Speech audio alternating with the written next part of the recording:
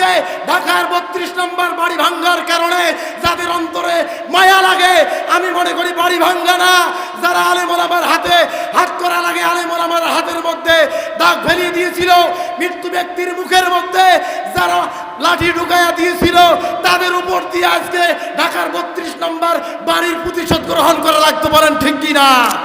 অপরাধী করার কারণে হাতে হাত করা লাগুক, কোনো সমস্যা নাই, ঠিক কিনা বলেন?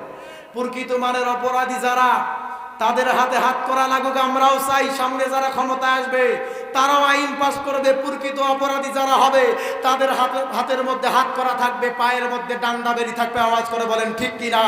আমরা দীর্ঘ 15টি বছর দেখেছি নির্দোষ আলেম ওলামাদের উপরে যেভাবে নির্যাতন করা হয়েছিল, কোরআনের পাখিগুলোর হাতের মধ্যে হাত করা লাগার কারণে হাতের মধ্যে দাগ পড়ে গিয়েছিল, পায়ের মধ্যে হাত করা লাগার কারণে পায়ের মধ্যে দাগ পড়ে গিয়েছিল। আরো দেখেছি 2013 সালে 5-6 মে হেফাজতে ইসলাম যখন ঢাকার মতিঝিল শাপলা চত্বরে রাসূলুল্লাহর আদর্শের নামে যখন নবীজির বিরুদ্ধে যারা কথা বলবে তাদের ফাঁসি দেওয়া লাগবে, এই আইন পাস করার কারণে যখন আন্দোলন শুরু করেছিল, মৃত্যু ব্যক্তির মুখের মধ্যেও তারা লাঠি ঢুকাইয়া দিয়েছিল। এই রকম নির্যাতনার জুলুমের স্টিম রোলার চালার পরেও ও মুসলমান অনেক মানুষ দেখার পরে তাদের গুণগান গায়, সাফাই গায়, তখন তাদের চোখে পানি লাগে নাই, তখন তাদের দরদ লাগে নাই, তখন তাদের অন্তরে ভয় লাগে নাই। আজকে ঢাকার ৩২ নম্বর বাড়ি ভাঙ্গার কারণে যাদের অন্তরে মায়া লাগে, আমি মনে করি বাড়ি ভাঙ্গা না, যারা আলেম ওলামার হাতে হাত করা লাগে, আলেম ওলামার হাতের মধ্যে দাগ ফেলিয়ে দিয়েছিল, মৃত্যু ব্যক্তির মুখের মধ্যে যারা লাঠি ঢুকাইয়া দিয়েছিল, তাদের উপর দিয়ে আজকে ঢাকার ৩২ নম্বর বাড়ির প্রতিশোধ গ্রহণ করা লাগতে পারেন, ঠিক কিনা? অতএব সম্মানিত হাজিরিন, দীর্ঘ 15টি বছর নির্যাতন আমরা সহ্য করেছি, আর সহ্য করতে চাই না। যারা কোরআনের বিরুদ্ধে কথা বলবে, আলেম ওলামার বিরুদ্ধে কথা বলবে, হক্কানি পীরদের বিরুদ্ধে কথা বলবে, তাদের বিরুদ্ধে রুখে দাঁড়াতে হবে। কারা কারা রাজি আছেন আজকের মাহফিলে দুহাত তুলে আমার আল্লাহ তাআলাকে দেখা দেয়?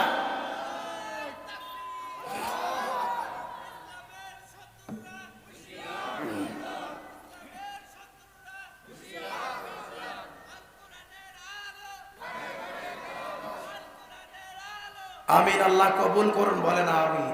সম্মানিত হাজিরিন, মৃত্যু ব্যক্তির মুখের মধ্যে লাঠি ঢোকার কষ্ট আপনি জানেন? আপনি নিজেকে মুসলমান হিসাবে দাবি করেন, আপনি তাসবির দানা যতই টিপেন, আপনি মনে করেন কোরআনে শুধু রোজার কথা, হজের কথা, যাকাতের কথা, নেক আমলের কথা, পৃথিবীর খেদমতের কথা, কোরআনে বুঝি রাজনীতির কথা, সমাজতন্ত্রের কথা, কিভাবে রাষ্ট্র চলবে, এটা বুঝি কোরআনে নাই। আওয়াজ করে বলেন এইরকম মানুষ আছে না নাই? জোরে বলেন না, আছে না নাই? সম্মানিত হাজিরিন, কোন ব্যক্তি যদি মনে করে কোরআনের মধ্যে নামাজের কথা আছে, রোজার কথা আছে, হজের কথা আছে, যাকাতের কথা আছে, নেক আমলের কথা আছে, কিভাবে রাষ্ট্র চলবে এটা কোরআনের মধ্যে নাই, তার মানে ওই ব্যক্তি মনে করে কোরআন সব দিক দিয়েই সবল, শুধু রাষ্ট্র চলার দিক দিয়েই কোরআন হলো দুর্বল। ও মুসলমান, কোন ব্যক্তি যদি মনে করে কোরআন রাষ্ট্র চলার দিক দিয়া দুর্বল হয়ে গেছে, আওয়াজ করে বলেন ওই ব্যক্তির কি ঈমান থাকবে? মুহাম্মাদুর রাসূলুল্লাহ সাল্লাল্লাহু আলাইহি ওয়াসাল্লাম এইরকম করে যখন নবীজির সামনে বলতেছিল, আল্লাহ নবী বুড়িমাকে বলে, ও মা, তোমার গাঁটটিটা একটু আমার মাথার উপরে উঠাইয়া দাও। ওই বুড়িমা নবীজির মাথার উপরে উঠাইয়া দিল। ওই গাঁটটিটা আল্লাহর নবী মাথার মধ্যে নিয়া হেঁটে হেঁটে নিরালায় ফাঁকা জায়গায় পৌঁছায়া দিলেন। ওই বুড়িমা বলে, বাবা, তুমি আজকে আমাকে মুহাম্মাদের হাত থেকে রক্ষা করলা, বাঁচাইলা। বাবা, তোমার পরিচয়টা তো একটিবার দিলা না, তোমার পরিচয়টা কি একটা বারের জন্য বলবানি? ওই বুড়িমা যখন এই রকম করে বলছিল, আল্লাহর নবী বলেন, বুড়িমা, তুমি যে মুহাম্মাদের ভয়ে মক্কা ছেড়ে বাইরে পালাচ্ছিলা, আমি সেই মুহাম্মদ আজকে তোমাকে নিরালায় পৌঁছায়া দিলাম। সুবহানাল্লাহ। এই জন্য হাজিরিন, কোরআন যে নেতা মানবে সেই নেতার দ্বারা কোনো মানুষ কষ্ট পাবে না, জনগণ কষ্ট পাবে না, কর্মী কষ্ট পাবে না, নিজের মা বাবা কষ্ট পাবে না, মসজিদের মানুষ কষ্ট পাবে না, এলাকার মানুষ কষ্ট পাবে না। কোরআন মানা নেতার দরকার, সমাজে দরকার। আওয়াজ করে বলেন ঠিক কিনা? আল্লাহ বুঝার তৌফিক দান করুন, বলেন আমিন।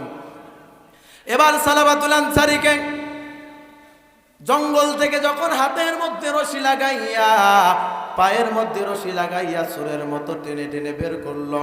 সালাবাতুল আনসারীকে যখন নিয়ে আসলো, সালাবাতুল আনসারী বলে, আমার মন বলে তোমরা যদি আমাকে আবু বকর সিদ্দিকের দরবারে নিয়ে যাও, আবু বকরের কাছে গেলে আমার জীবনের গুনাহ মাফ হবে বুঝি। নিয়ে গেলেন আবু বকর সিদ্দিকের কাছে।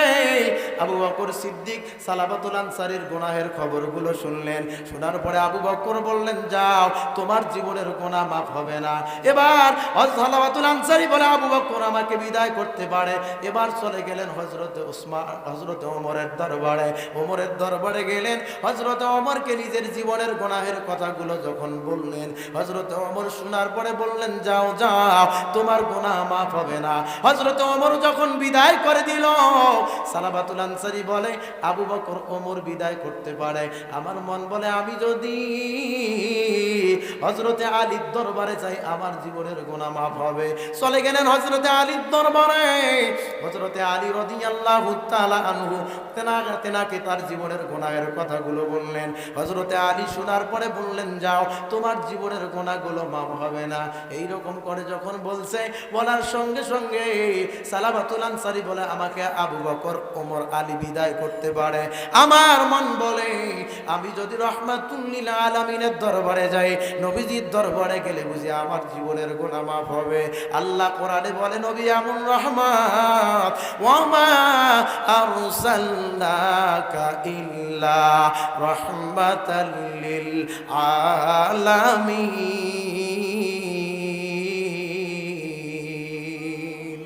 আল্লাহ পাক বলেন, ও নবী আমার, আপনি হলেন তামাম দুনিয়ার মাখলুকদের জন্য রহমত।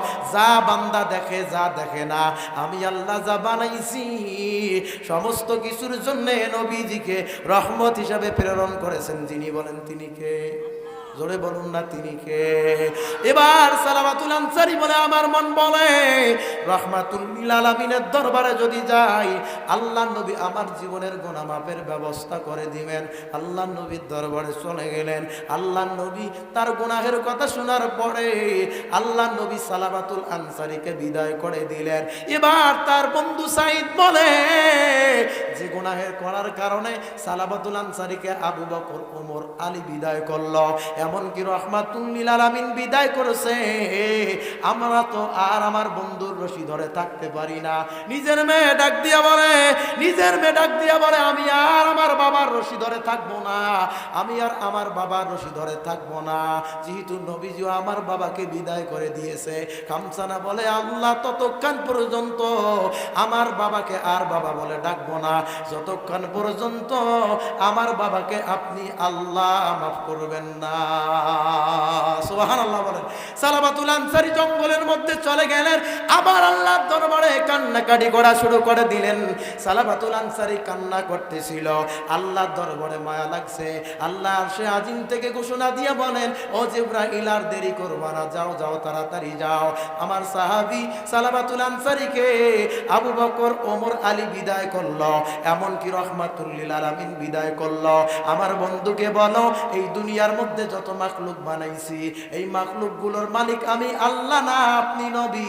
জিবরাইল এসে নবীজিকে যখন এই কথা বলেছে, জিবরাইল যখন নবীজিকে বলেছে, নবীজি বলে, জিবরাইল, সব কিছু মাখলুকের মালিক তো হলো আল্লাহ।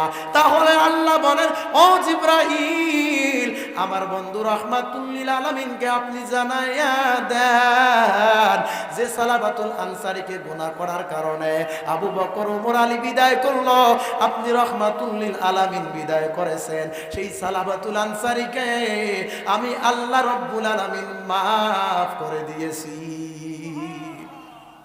ও মুসলমান, সালাবাতুল আনসারীকে শুধু মাফ করে দেন নাই, হাদিসের মধ্যে আসছে সালাবাতুল আনসারী যে জঙ্গলের মধ্যে গেলেন, আল্লাহর দরবারে যে কান্নাকাটি করতেছেন সালাবাতুল আনসারীকে, এবার নবীজি বলেন, ও সালমান ফারসি, ওরে আবু বকর, যে সালাবাতুল আনসারীকে আমরা বিদায় করছি, সেই সালাবাতুল আনসারীকে তো আল্লাহ মাফ করছে, যাও যাও খুঁজো আমার সাহাবী সালাবাতুল আনসারী কোথায় আছে, কি করে।